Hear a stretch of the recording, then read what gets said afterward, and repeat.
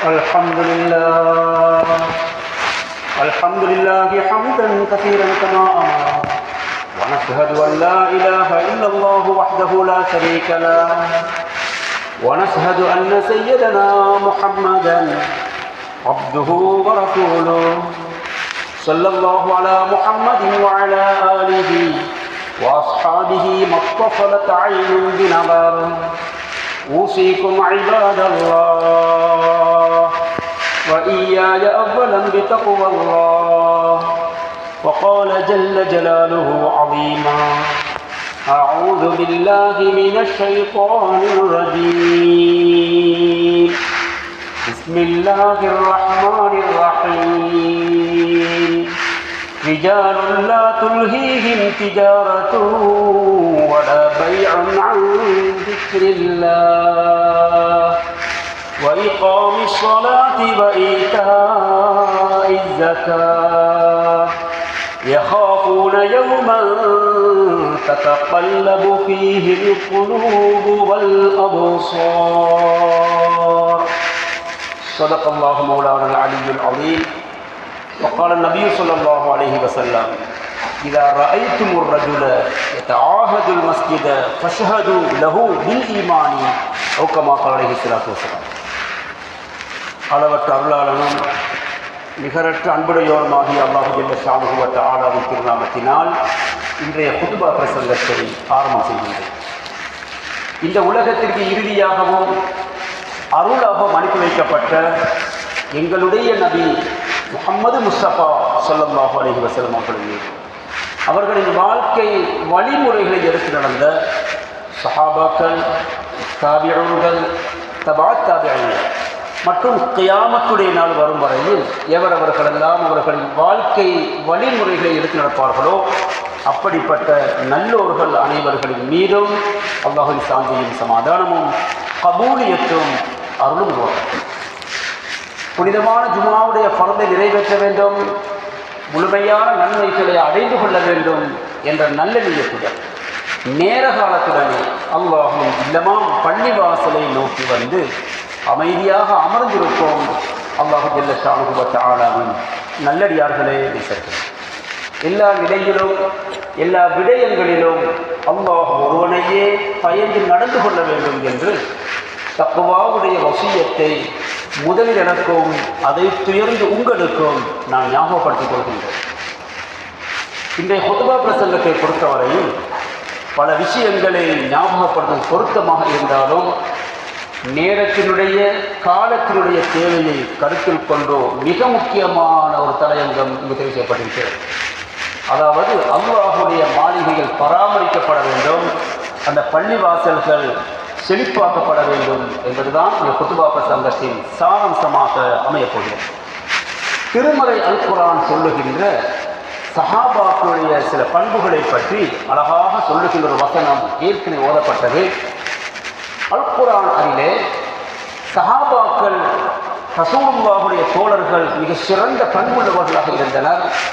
அவர்களுக்கு இருந்த அழகான பண்புகளில் ஒன்று பள்ளிவாசல்களை செழிப்பாக்குவது, அந்த பள்ளிவாசல்களை அழகாக பராமரிப்பது, இந்த பள்ளிவாசல்களுக்கு நேரம் கொடுப்பது, தன்னுடைய ஆய்வில் அதிகமான நேரத்தை பள்ளிவாசலுக்காக ஒதுக்குவது, இது சஹாபாக்களுடைய பண்பாக இருந்தது என்று அல் குர்ஆன் சொல்கிறது. ஒன்றிருக்கிறது பள்ளிவாசல்களை செழிப்பாக்குவது, இன்னொன்று இருக்கிறது பராமரிப்பது. குருகுல ஜும்மா பள்ளிவாசலை பொறுத்தவரையிலே நான் கேள்விப்பட்ட அளவில் மாஷா அல்லாஹ் பல வாரங்களாக பெரிய நிர்வாக சபை தெரிவு சம்பந்தமாக பல குதுபாக்கள் ஓதப்பட்டு கடைசி நிறைவடையும் கட்டத்தில் இருப்பதாக நான் கேள்விப்பட்டேன். எனவே ரெண்டு விஷயத்தை உள்ளடக்கியதாக இந்த குதுபாவை அமைப்பது பொருத்தம் என்று கருதப்பட்டது. அந்த அடிப்படையில் பள்ளிவாசலை செழிப்பாக்குவது என்பதை பற்றி முதலாவது நோக்குவோம். சஹாபாக்கள் ரலியல்லாஹு அன்ஹும் எப்படிப்பட்டவர்கள் எனில் அவர்களுடைய தொழிலோ அவர்களுடைய ஏனைய உலகத்தினுடைய விவகாரங்களோ அல்லாஹ்வை திக்ரு செய்வதிலிருந்து அவர்களை தடுத்து விடாது. தொழுகையை நேரத்துக்கு நிலைநிறுத்துவதற்கும் அவர்களை அது பராக்காக்கி விடாது. ஜக்காத்தை சரியாக கொடுப்பதை விட்டும் அவர்களை தூரமாக்கி விடாது. அல்லாஹ்வை திக்ர் செய்வதை விட்டோம், நேரத்துக்கு தொழுகை நிலைநிறுத்துவதை விட்டோம், ஜக்காத்தை சரியாக கணக்கு பார்த்து கொடுப்பதை விட்டும் உலகத்தினுடைய எந்த வியாபாரமோ தொழிலோ கொடுக்கல் வாங்கலோ அவர்களுக்கு தடையாக அமையவில்லை என்றால் குர்ஆன் சொல்கிறார். في بيوت أذن الله أن ترفع ويذكر فيها اسمه يسبح له فيها بالغدو والآصال رجال لا تلهيهم تجارة ولا بيع عن ذكر الله وإقام الصلاة وإيتاء الزكاة يخافون يوما تتقلب فيه القلوب والأبصار في بيوت أذن الله أن ترفع ويذكر فيها اسمه. அல்லாஹ் தஆலா அவருடைய பள்ளிவாசல்கள் உயர்த்தப்பட வேண்டும், அது கண்ணியப்படுத்தப்பட வேண்டும், உயர்வாக மதிக்கப்பட வேண்டும் என்று அவன் கட்டளையிடுகிறான். மேலும் காலையிலும் மாலையிலும் அந்த பள்ளிவாசல்களிலே சிலர் அல்லாஹ்வை தஸ்பீஹ் செய்கிறார்கள், அவனை ஞாபகப்படுத்துகிறார்கள், அவனை தூய்மைப்படுத்துகிறார்கள். தக்பீர், தஹ்லீல், தக்பீர், தஹ்மீத், சுப்ஹானல்லாஹ், அல்ஹம்துலில்லாஹ், வலா இலாஹ இல்லல்லாஹ், வல்லாஹு அக்பர். அல்லாஹ்வை உயர்த்திக் கொண்டிருக்கின்ற ஒரு கூட்டம் இருக்கிறது. அவர்கள் யார்? சஹாபாக்கள் ரலியல்லாஹு அன்ஹும். லா துல்ஹீஹிம் திஜாரத்துன் வலா பைஅன் அன் திக்ரில்லாஹ். அவர்களது கொடுக்கல் வாங்கலோ அவர்களது வியாபாரமோ அவர்களை தடை செய்து விடாது, பராக்காக்கி விடாது, அவர் தூரமாக்கி விடாது. அன் திக்ரில்லாஹி, அல்லாஹ் ஞாபகப்படுத்துவதை விட்டும், வஇகாமி ஸலாத்தி நேரத்துக்கு தொழுவதை விட்டும், வஈதாஇ ஸகாத் ஸகாத்தை சரியாக கொடுப்பதை விட்டும் அவர்களுக்கு உலகத்தினுடைய எந்த வேலைகளும் விவகாரங்களும் தடையாக அமையவில்லை என்று அல்லாஹ் ஜல்ல ஷானஹு வ தஆலா சஹாபாக்களை பற்றி புகழ்ந்து பேசுகிறான். இந்த புகழ்ந்து பேசிய அல்லாஹ் பின்னால் 2 வசனங்கள் சொல்லப்படுகிறான். அதை மிக நுணுக்கமாக பாருங்கள். இந்த அனைத்து வழக்கங்களோடு சேர்த்து அவங்களுக்கு இன்னும் ஒரு பண்பு இருந்தது என்று சொல்கிறார். يَخَافُونَ يَوْمًا تَتَقَلَّبُ فِيهِ الْقُلُوبُ وَالْأَبْصَارُ. உள்ளங்களும் பார்வைகளும் தடுமாறிவிடக்கூடிய அந்த மறுமையுடைய நாளை இந்த உலகத்திலே அவர்கள் பயந்து வாழுகிறார்கள். ஏன் பயப்படுகிறார்கள்? ஏன் தொழுகிறார்கள்? ஏன் ஜகாத் கொடுக்கிறார்கள்? பின்னால் காரணம் வருகிறது.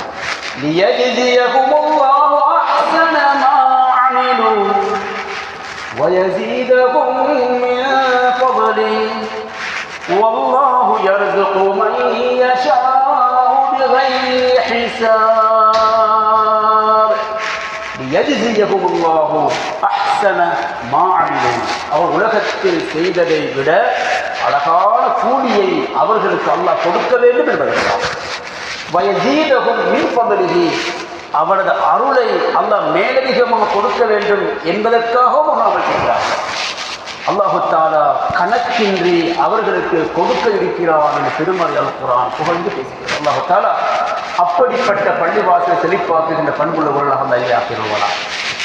சொன்னார்கள் முஹம்மது ரசூல் ஸல்லல்லாஹு அலைஹி வஸல்லம், இதா ரஅய்துமுர் ரஜுல யதஆஹதுல் மஸ்ஜித ஃபஷ்ஹது லஹு பில் ஈமானி. ஒரு மனிதரை நீங்கள் காணுகிறீர்கள், அவர் அடிக்கடி பள்ளிவாசலுக்கு நேரம் ஒதுக்குகிறார், பள்ளிவாசலை பராமரிக்க விரும்புகிறார், பள்ளிவாசலோடு இரக்கமாக நடந்து கொள்கிறார், பள்ளிவாசல் சொத்து செல்வங்களை பாதுகாக்கிறார், பள்ளிவாசலுக்கு செய்கிற அனைத்து ஹக்குகளையும் சரியாக நிறைவேற்ற ஆசைப்படுகிறார். பள்ளியோடு மஹப்பத் இருக்கிறது, ஆசை இருக்கிறது, அன்பு இருக்கிறது, தொடர்பு இருக்கிறது என்றால் ஃபஷ்ஹது லஹு பில் ஈமானி, அவர்கள் ஈமான்தாரி என்று நீங்கள் சொல்லுங்கள் என்று ஸல்லல்லாஹு அலைஹி வஸல்லம் ஒரு ஈமானுடைய அளவுகோலாக பள்ளிவாசலுடைய தொடர்பு யாருக்கு இருக்கிறதோ அது ஈமானுடைய அளவுகோல் என்று சொல்லலாம் கொடுக்கிறார். சின்ன கேள்வி, ரமதானுடைய மாதம் வந்தது, கணக்கு பாருங்கள். ஷவ்வால், துல்காதா, துல்ஹஜ், முஹர்ரம், எத்தனை நாள்? 90, 100, கிட்டத்தட்ட 102 நாளாக கூட இருக்கிறது. ரமதானுடைய மாதத்தை நாம் விடை கொடுத்தோம். கிட்டத்தட்ட 100-110 நாட்கள், அதை 12 நாட்களை தாண்டி கொண்டிருக்கிறோம். கேள்வி என்ன தெரியுமா? ரமதானுடைய மாதத்திலே இருந்த அதே தொடர்பு பாதுகாக்கப்பட்டிருக்கிறதா? ரமதானுடைய மாதம் எங்களை விட்டும் சென்று 112 நாள் ஆகிறது. எத்தனை சுபகு தொழுகையை இமாம் ஜமாத்தோடு இந்த பள்ளிவாசல் இந்த மஹல்லாவாசியாகி நான் தொழுகைன்னு கேட்டு பாருங்க. 110 நாள் சுபகு தொழுகைக்கு ஊரில் இருந்தேன், வீட்டிலே இருந்தேன், மஹல்லாவிலே இருந்தேன், சுகதேகியாக இருந்தேன். நான் பிரயாணியாக இருக்கவில்லை, நோயாளியாக இருக்கவில்லை. அல்லாஹு தஆலா என்னை சுகதேகியாக வைத்திருந்தான். எனக்கு பள்ளிக்கு வர முடியும், பள்ளிக்கு வர சத்தத்தை தந்திருந்தான் என்று அந்த 112 நாட்களில் எத்தனை சுபகு தொழுகையை இமாம் ஜமாஅத்தோடு இந்த மஹல்லாவிலே நான் தொழுதிருந்தால் அல்ஹம்துலில்லாஹ், சும்மா அல்ஹம்துலில்லாஹ் என்று சொல்லிக் கொள்கிறேன். சந்தர்ப்பம் கிடைக்கவில்லையா? அஸ்தக்ஃபிருல்லாஹ் அஸ்தக்ஃபிருல்லாஹல் அலீம். ரமதானுக்கு இருந்த சுபகு எங்கு போனது? ரமதானிலே இருந்த தஹஜ்ஜுத் எங்கு மறைந்தது? ரமதானில் இருந்த பள்ளிவாசல் எங்கு மறைந்து சென்று விட்டது? ரமதானில் இருந்த அதே அல்லாஹ் இங்கு இருக்கிறார். அதே ரமதான் இருந்த சுபகு தொழுகை இப்பொழுது இருக்கிறது. அந்த ரமதானில் இருந்த அத்தனை அமளிபாதத்துகளும் இன்ஷா அல்லாஹ் மௌத்து வரை பாதுகாக்கப்பட வேண்டும். இன்று நியத்து வைப்போம். தொடர்ந்து சந்தர்ப்பம் கிடைத்தவர்கள் அல்ஹம்துலில்லாஹ் சொல்லிக் கொள்ளுங்கள். பலகீனப்பட்டவர்கள் இந்த ஜும்மாவில் இன்ஷா நியத்து வைப்போம். ஒரு சுபகு தொழுகையை கூட இமாம் ஜமாஅத்தில் இன்றி நான் தனியே தொழ மாட்டேன். அப்பொழுது ஒரு மனிதர் இருந்தார். அவர் அநேகமாக மௌத்தாக இருப்பார் நினைக்கிறேன். அல்லாஹும் மஹ்ஃபிர் வர்ஹம்ஹு, அல்லாஹ் அவரை கபரை உச்சமாக்கட்டும். அவர் ஒரு நாள் சொன்ன அவர் செய்தி உண்டு, நான் கேள்விப்பட்டேன். என்னுடைய மஹல்லாவிலே நான் இருந்து சுபகு தொழுகைக்கு என்னை நீங்கள் காணவில்லை என்றால் சந்தூக்கை எடுத்துக்கொள் வீட்டுக்கு வாருங்கள் என்று சொன்னார். ஆச்சரியம். ஏன் சொன்னார்? சந்தூக்கில் என்னை ஏற்றப்படும் அளவுக்கு நான் மையத்தாக இருந்தால் தான் இந்த பள்ளிவாசலுக்கு வராமல் இருப்பேன். அல்லது கடும் நோயாளியாக இருந்தால், மற்றபடிக்கு நான் ஹயாத்தோடு இருந்து சுகதேகியாக இருந்து பிரயாணியாக இல்லாமல் ஊரில் இருந்தால் நான் பள்ளிவாசலுக்கு இமாம் ஜமாஅத்தோடு தொழ வருவேன். அல்லாஹ் தஆலா அப்படிப்பட்ட உறுதியான ஈமான்தாரிகளை ஆக்கிடுவான். சொன்னார்கள் முஹம்மது ரசூல் ஸல்லல்லாஹு அலைஹி வஸல்லம், மன் கதா இலல் மஸ்ஜிதி அவ் ராஹ அஅதல்லாஹு லஹு நுஸுலஹு மினல் ஜன்னதி குல்லமா கதா அவ் ராஹ. சொன்னார்கள் ஸல்லல்லாஹு அலைஹி வஸல்லம், காலையிலும் மாலையிலும் பள்ளிவாசலுக்கு அடிக்கடி வந்து போகின்ற மனிதரை நீங்கள் கண்டால் அவருக்கு அல்லாஹ் மிகப்பெரிய விருந்து பிரசாரத்தை சுவர்க்கத்திலே ஏற்பாடு செய்ய இருக்கிறான் என்று சொன்னார்கள் முஹம்மது ரசூல் ஸல்லல்லாஹு அலைஹி வஸல்லம். அல்லாஹ் தஆலா விருந்து பிரசாரத்தை அவர் ஏற்பாடு செய்தால் அவருடைய விருந்து எப்படி இருக்கும்? அவருடைய கண்ணியமும் கௌரவமும் அவருடைய சன்மானமும் எப்படிப்பட்ட பொறுமதியாக இருக்கும். எனவே காலையிலும் மாலையிலும் பள்ளிவாசலுக்கு வருவதன் மூலம் எங்களுக்கு சுவர்க்கம் தயாரிக்கப்படுகிறது. அந்த சுவர்க்கத்திலே விருந்து பிரசாரம் தயாரிக்கப்பட்டு கொண்டிருக்கிறது என்ற எண்ணத்தோடு வருவோம் இன்ஷா அல்லாஹ். உற்சாகமாக வர முடியும். அப்படி இல்லை என்றால் சோம்பேறியாக விடுவோம், சோம்பல் படுவோம். லுகர் தொழுகையை தொழ வருவோம் 3:40க்கு 3:40க்கு லுகரை தொழுது விட்டு 3:45க்கு அசர் தொழுக முடிவதில் அசர் சரியா? இது அது மகரிப தொழ வருவோம் 6:10க்கு 6:15க்கு பாங்கு 6:10க்கு அசரை தொழுவார். அதே முடிவில் மகரிபை தொழுவார். இப்படி தொழுகையை பிற்படுத்தக்கூடாது. சொன்னார்கள் ரசூலுல்லாஹ், ஐயுல் அமலி அஹப்பு இலல்லாஹ். ஒரு சஹாபி வந்து கேட்டார், மனிதர்கள் செய்கின்ற வணக்க வழிபாடுகளிலே செயல்பாடுகளிலே அமல்களிலே மிக சிறந்த அமல்கள். சொன்னார்கள் ரசூலுல்லாஹ், ஸலா அலா வக்திஹா, தொழுகை அதன் நேரத்தில் தொழுவதாகும். சும்மா ஐயுன், தொழுகைக்கு பிறகு சிறந்த அமல் எது என்று அந்த சஹாபி ரசூலுல்லாஹ் தீர்ப்பும் கேட்க, பிர்ருல் வாலிதைன், தாய் தந்தையர் ஹயாத்தோடு இருந்தால் அவர்களுக்கு நீ ஹிதமத்து செய்வதாகும் என்று சொன்னார்கள் ரசூல் ஸல்லல்லாஹு அலைஹி வஸல்லம். இந்த சஹாபி திருப்பியும் கேட்டார், யா ரசூலல்லாஹ், அடுத்தது சும்ம ஐயோன், அடுத்தது எது யா ரசூலல்லாஹ்? சொன்னார்கள் ஸல்லல்லாஹு அலைஹி வஸல்லம், அல்லாஹ்வுடைய பாதையில் தியாகம் செய்வதாகும் என்று ரசூலுல்லாஹ் சொல்லித் தந்தார்கள். அல்லாஹ் தஆலா இந்த நன்மைகளை புரிந்து செயல்படக்கூடிய பாக்கியத்தை அல்லாஹ் தந்துருவான். இப்பொழுது நாம் அடுத்த பகுதி வரப்போகிறது. ஒரு பள்ளி வாசலை பராமரிப்பது, அதற்கு செலவழிப்பது, அந்த பள்ளி வாசலை கட்டுவதற்கு நாம் தயாராகுவது. அது உஸ்மான் ரலியல்லாஹு அன்ஹு அராத பினா அல் மஸ்ஜித், ஒரு பள்ளிவாசலை கட்டுவதற்கு அவர் விரும்பினார். கரிகன்னா, மக்கள் அதை விரும்பவில்லை. பள்ளியா, பள்ளிவாசலா, இருக்கிற பள்ளி போதும் தானே. அவசியம் இருந்தது என்று உணர்ந்தார்கள். பள்ளிவாசலை கட்ட விரும்பினார்கள்.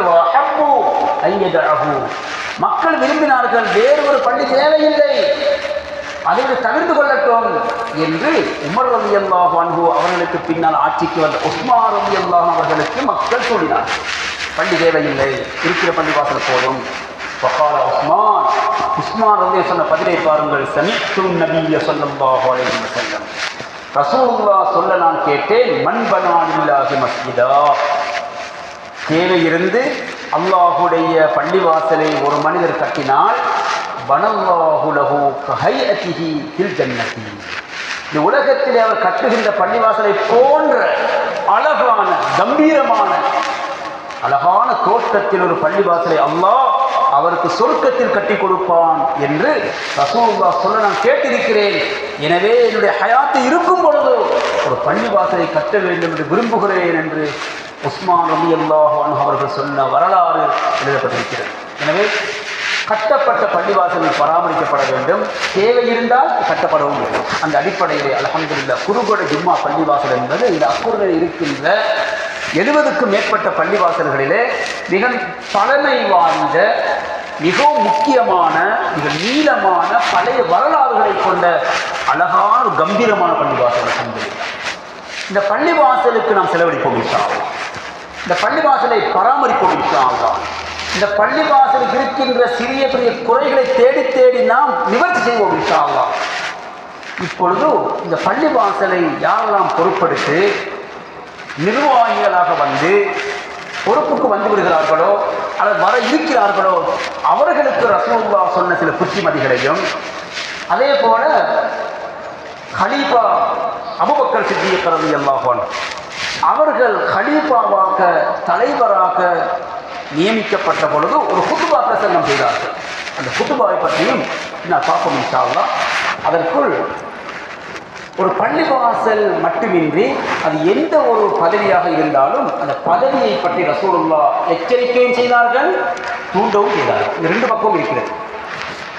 அப்துல் ரஹ்மான் இப்னு சமுரா என்ற சஹாபி வந்தார்.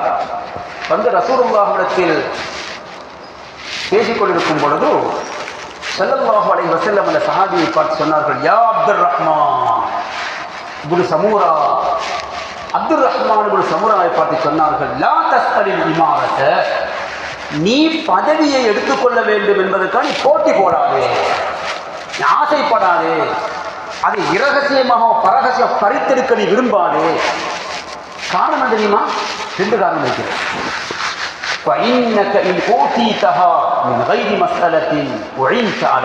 சொன்னார்கள் ஸல்லல்லாஹு அலைஹி வஸல்லம், நீ ஆசைப்படவும் இல்லை, நீ அதற்காக போராடவும் இல்லை, ரகசியமான நடவடிக்கையில் ஈடுபடவும் இல்லை, நீ யாரையும் தூண்டவும் இல்லை. அல்லாஹ்வுடைய ஏற்பாட்டின் பேரில் மக்களெல்லாம் விரும்பி நீதான் தகுதி என்று விரும்பி அந்த பதவி உனக்கு தந்தார்களா?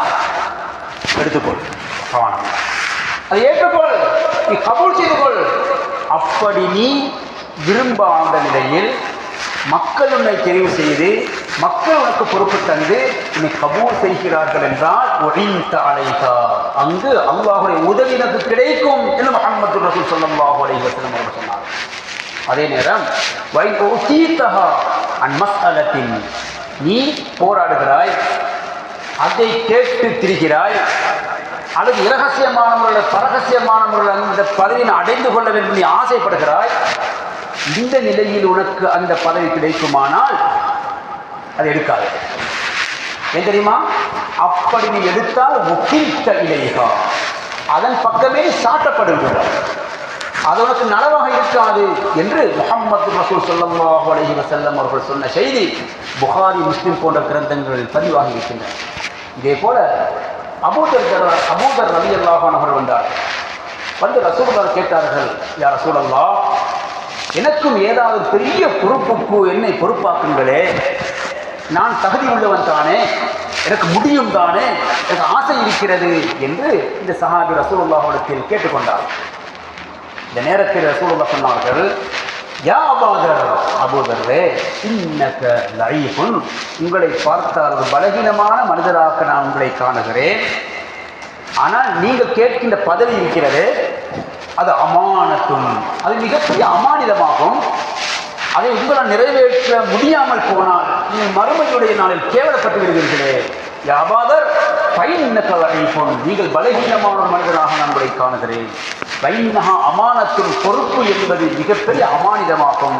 வைன்னஹா யௌமல் கியாமத்தி, மறுமையுடைய நாளையிலே ஹிஸ்யுன் வ நதாமத்துன், அது கேவலமாகவும் மிகப்பெரிய கை சேதமாகவும் அமைந்துவிட சாத்தியம் இருக்கிறது அபூதர்ரே என்று ஸல்லல்லாஹு அலைஹி வஸல்லம் எச்சரிக்கை செய்துவிட்டு பின்னாலும் செய்து கொள்ள போகிறார்கள்.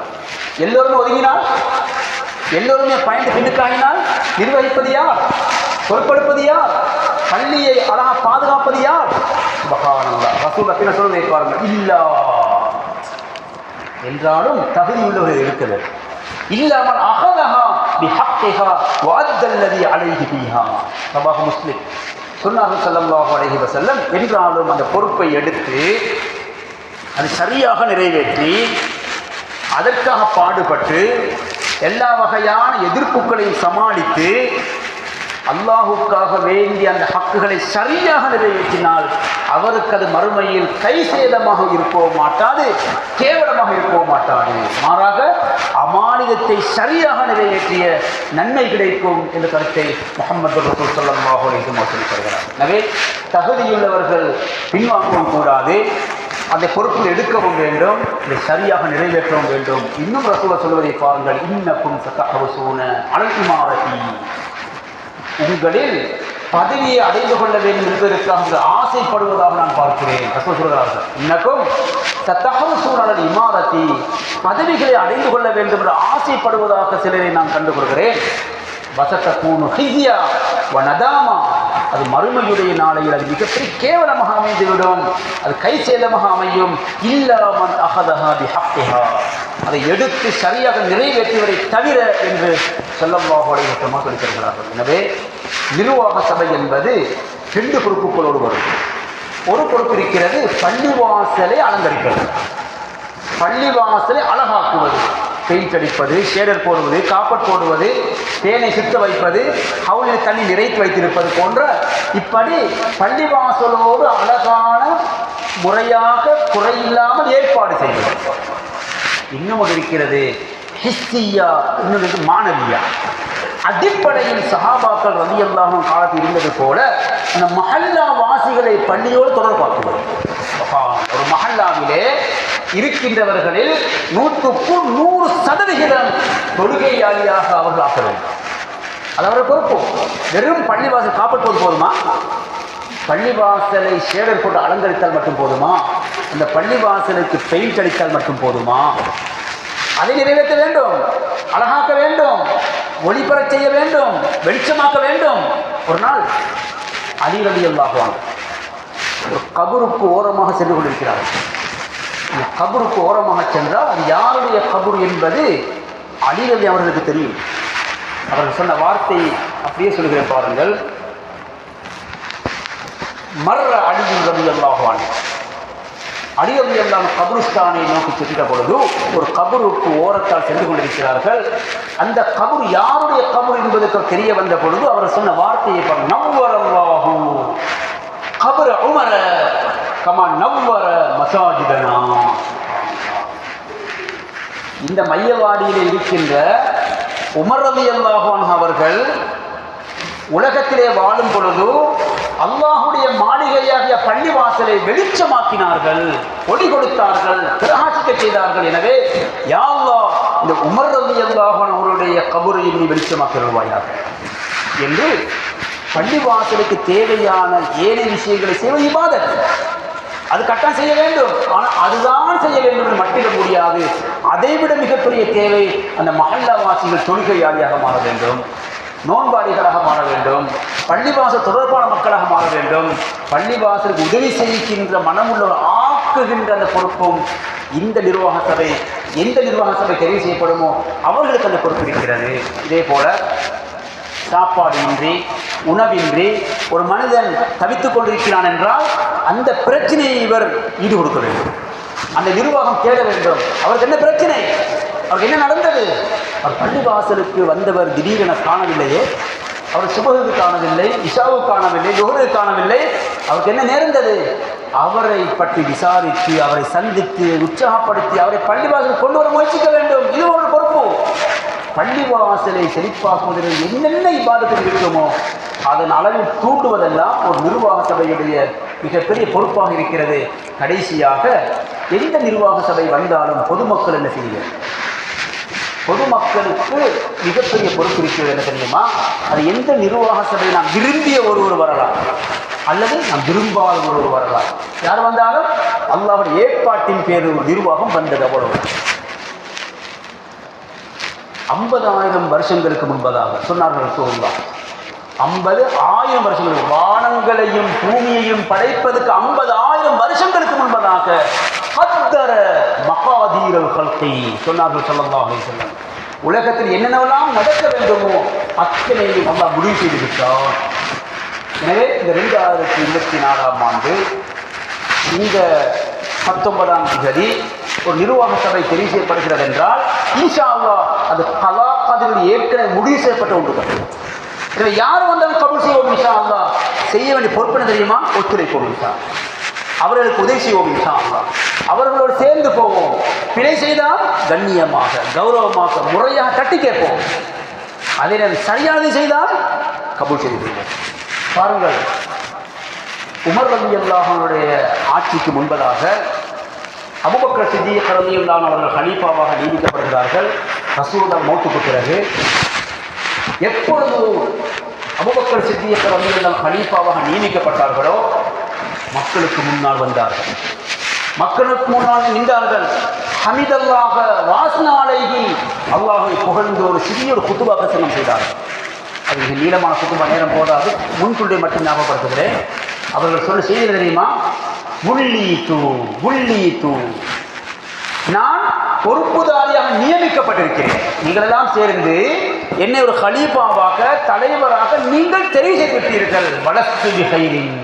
வலஸ்து பிகைரிக்கும், உங்களின் மிக சிறந்தவனாக நான் இல்லை, நான் சாதாரணமான மனிதன் என்றாலும் அல்லாஹ்வுடைய ஏற்பாட்டின் பேரில் உங்களது முயற்சியின் பேரில் என்னை நீங்கள் எல்லாம் தெரிவு செய்து விட்டீர்கள். நான் யார்? சாதாரணமான மனிதன். எனவே நான் நலவையும் செய்வேன், சிலரும் பிழையும் செய்வேன். நான் நல்லதை செய்தால் எனக்கு உதவி செய்யுங்கள். நான் பிழை செய்தால் என்னை திருத்தி விடுங்கள். யார் சொன்ன வார்த்தை? ரசூலுல்லாஹுடைய கலீஃபா அபூபக்கர் சித்திக் ரலியல்லாஹு அன்ஹு சொல்கிறார்கள், நான் ஒரு பலகீனமான மனிதன், நான் நலவையும் செய்வேன், சில நேரம் தவறும் செய்ய வேண்டும். நான் தவறு செய்வதை கண்டால் திருத்தி விடுங்கள், நான் நலவு செய்வதை கண்டால் அதில் குறை தேடாதீர்கள். உதாரணத்துக்கு கடைசியை குறிப்பிடுகிறேன். சில பள்ளிவாசல் நிர்வாக சபை வரும். ஒரு நிர்வாக சபை வந்தால் அடுத்த நிர்வாக சபை அல்லது அடுத்த பக்கத்தில் உள்ளவர்கள் இவருக்கு எதிரி, இவர் வந்தால் அவர் எதிரி. ஒரு 10 வருஷத்துக்கு இவர் பள்ளிக்கு வர மாட்டார், அடுத்த 10 வருஷத்துக்கு அவர் இவருக்கு பள்ளிக்கு வர மாட்டார். மாறி மாறி பள்ளிவாசலுக்கு வருவதை தவிர்ப்பார். நிர்வாக சபையை காரணம் காட்டுவார். சரியா? இது நிர்வாகத்துக்காக பள்ளி, நிர்வாகத்துக்காக தொழுகை, நிர்வாகத்துக்காக குர்ஆன், நிர்வாக சபைக்காகவா அமளிபாதத்து? எந்த நிர்வாகம் வந்தாலும் நான் அல்லாஹ்வுக்காக தொழுவேன், அல்லாஹ்வுடைய பள்ளியை நிர்வகிப்பேன், அல்லாஹ்வுடைய பள்ளிவாசலுக்கு செலவழிப்பேன். ஒருவர் சொன்னார், அந்த நிர்வாகமா? இனி அஜரத்துக்கு சாப்பாடு தர மாட்டேன். 10 வருஷமா சாப்பாடு கொடுத்து கொண்டு இருந்தவர் அந்த நிர்வாகமா? அவனா? இவருக்கு விருப்பமில்லாத ஒருவர் அந்த நிர்வாகி இருக்கிறார், அவ்வளவுதான். அவர் சரியா பெரிய வேலை செய்து அவருக்கு இவர் பிடிக்கவில்லை, அவ்வளவுதான். அதுக்காக இவருடைய முடிவு, இனி பள்ளிக்கு சண்டை கட்ட மாட்டேன், பள்ளிவாசலுக்கு அஜரத்துக்கு கொடுத்த சாப்பாடு தரவும் மாட்டேன், இதற்கு முன்னால் பள்ளிக்கு எவ்வளவோ நடவு செய்தேன், இனி வரவே மாட்டேன். யாருக்காக செய்தார்? யாருக்கா உணவு கொடுத்தார்? யாருக்கா பில் கட்டினார்? யாருக்கா சதக்கா கொடுத்தார்? இன்ஷா அல்லாஹ் யார் நிர்வாகத்தில் வந்தாலும் ஒத்துழைப்பு வழங்குவோம். நலவை செய்தால் அவர்களை பாராட்டுவோம், உற்சாகப்படுத்துவோம், உதவி செய்வோம், சேர்ந்து நடப்போம். கடைசியாக சில நேரம் மனிதன் அடிப்படையில் சில விஷயங்களை நாம் தவறாக கண்டால் ஆலோசனையோடு சேர்த்து தான் ஆட்சி பெற்று வருகிறது. ஒன்றிருக்கிற ஆட்சேபனை, இன்னொன்று ஆலோசனை. எல்லோருக்கும் ஆட்சேபிக்கலாம், ஆலோசனை செய்யலாமா? உதாரணத்துக்கு இந்த பேய் வந்து சுத்துகிறது, ஒரு எழுந்து இந்த பேய் கூட்ட வேண்டுமா, எங்கு கூட்ட வேண்டும் சொல்லு, இந்த பேர் இங்கு பூட்ட விடக்கூடாது, எங்கு போட வேண்டும் அதை சேர்த்து சொல்ல வேண்டும். இந்த சேதங்களுக்கு தேவையா? அப்படியானால் இந்த என்ன செய்ய வேண்டும்? ஆட்சேபிக்கும் பொழுதோ நியாயமான ஆலோசனை சேர்த்து சொல்ல வேண்டும். அப்படி இல்லை, உலகத்தை எல்லோருக்கும் எல்லாரும் ஆட்சேபிக்கலாம், எல்லோரும் குறை காணலாம், எல்லாம் பிழை சொல்லலாம், சரியது அதை சேர்த்து சொல்ல வேண்டும். இன்ஷா அல்லாஹ் அந்த அடிப்படையில் சந்தோஷமான செய்தி, இன்ஷா அல்லாஹ் நிர்வாக சபை தெரிவு செய்யப்பட்டிருப்பதாக கேள்விப்பட்டேன், கடைசி கட்டத்தில் இருப்பதாக கேள்விப்பட்டேன். இன்ஷா அல்லாஹ் இந்த குதுபா பிரசங்கத்தில் 3 விஷயங்கள் சொல்லப்பட்டது. முதலாவது பகுதியில் பள்ளிவாசல்கள் செழிப்பாக்கப்பட வேண்டும். சஹாபாக்களை பற்றி அல்லாஹ் புகழுவதே பள்ளிவாசலை செழிப்பாக்குவதை பற்றித்தான். அவருடைய வியாபாரமோ கொடுக்கல் வாங்கலோ உலகத்தினுடைய எந்த அம்சமும் பள்ளிவாசலுக்கு வந்து தொழுவதை விட்டும் அவரை தடுக்கவில்லை, ஜக்காத் கொடுப்பதை தடுக்கவில்லை, அல்லாஹ் திக்ரு செய்வதை தடுக்கவில்லை என்று குர்ஆன் வசனத்தை ஓதிவிட்டு அதைத் தொடர்ந்து அவர்கள் மறுமை நாளை பற்றி பயந்து கொண்டிருந்தார்கள் என்று பார்த்தோம். அதே போல அவர்கள் மறுமையுடைய நாளையில் அல்லாஹ் கூலி கொடுக்க வேண்டும் என்பதற்காகவும் அல்லாஹுடைய அருளை அடைவதற்காகவும் தான் அவர்கள் அமல் செய்தார்கள் பார்த்தோம். இரண்டாவது பகுதியிலே பள்ளிவாசல்களுக்கு என்று ஒரு பராமரிப்பு தேவைப்படும். பராமரிப்பு 2 வகை. ஒன்று பள்ளிக்கு தேவையான விஷயங்களை செய்வது, இது ஒரு பராமரிப்பு. இன்னும் ஒன்று இருக்கிறது, நிர்வாக சபையில் வருபவர்கள் அமளிவாதத்து ரீதியிலே மக்களை செழிப்பாக்க வேண்டும், பள்ளிவாசல் மக்களை தொடர்பாக்க வேண்டும், பள்ளிவாசலுக்கு தொழுகை அதை கூட்ட வேண்டும் என்று பார்த்தோம். மூன்றாவது பகுதியில் பதவியை கேட்டு எடுக்கவும் கூடாது, கிடைத்தால் அதை விட்டும் பின்வாங்கவும் கூடாது என்று பார்த்தோம். அல்லாஹ் ஜல்ல ஷானுஹு தஆலா நல்லதை கேட்டு நல்லதை செய்த நல்லவர்களாக நம் அனைவரையும் அல்லாஹ் கபூல் செய்வானாக. ரப்பே குற்றம் குறைகள் மன்னிப்பாயாக. ரப்பே எங்கள் நல்லவர்களாக வாழ வைப்பாயாக.